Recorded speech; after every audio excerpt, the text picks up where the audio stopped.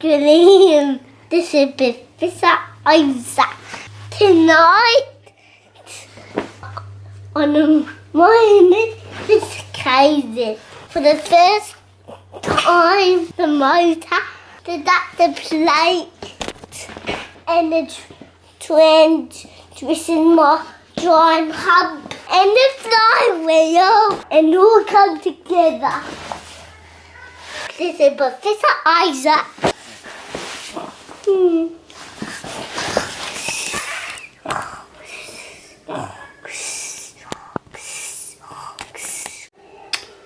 Today on the electric Audi, I'm down trying to check the alignment of the adapter plate to the center point.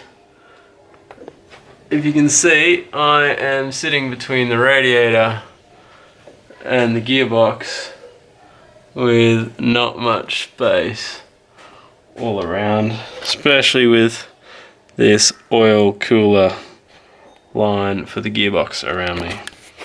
But anyway, the result is looking pretty darn good. Sorry to spin the image so much, but I've thrown a ruler in there and checked to the line around the rim here. Can't find my finger, there it is. The line around the rim there. Check to the grooves on the center axle. Some tiny little grooves on there, just putting a ruler up against the edge. The problem is because this is water jet, it's not absolutely square, and it's had to be filed to be a perfect fit because I didn't make the hole big enough to start with. But anyway, looking very good. Alright, today on the electric A5, which happens to be my birthday, we yesterday received the hub to connect the shaft to the motor to the gearbox, to the flywheel, and it is a thing of beauty. Look at that tolerance. So even if the keyway disintegrates, it's got nowhere to go. And then on the end, to make sure it never slides off, so there is a grub screw into the keyway, but on top of that there is an end piece. It screws into the end of the shaft. Isn't that beautiful?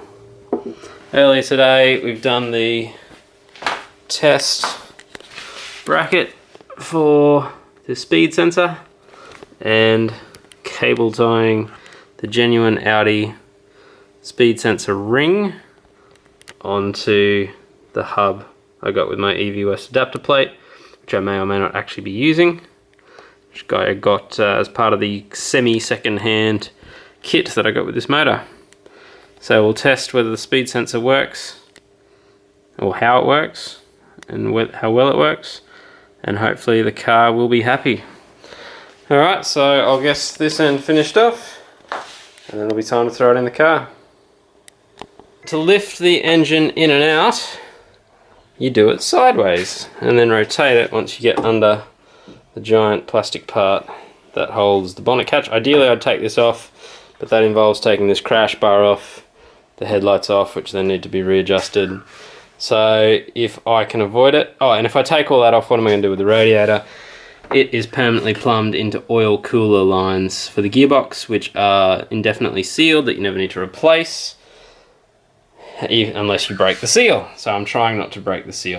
I will if I have to, but try to avoid it. So, time to attach the flywheel to the motor, then reinstall it, and actually put drive to the wheels per se, i.e. not wheels, the drive shafts, and see if I can spin them up and see if I can change gear.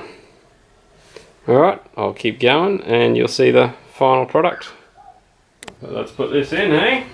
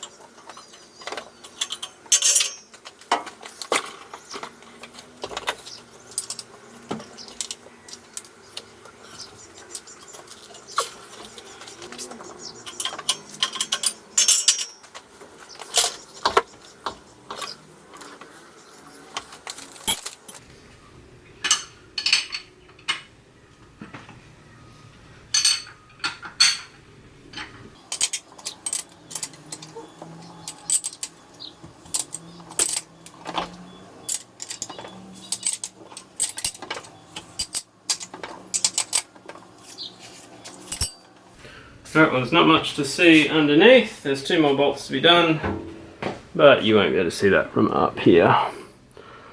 Sure, that'll do.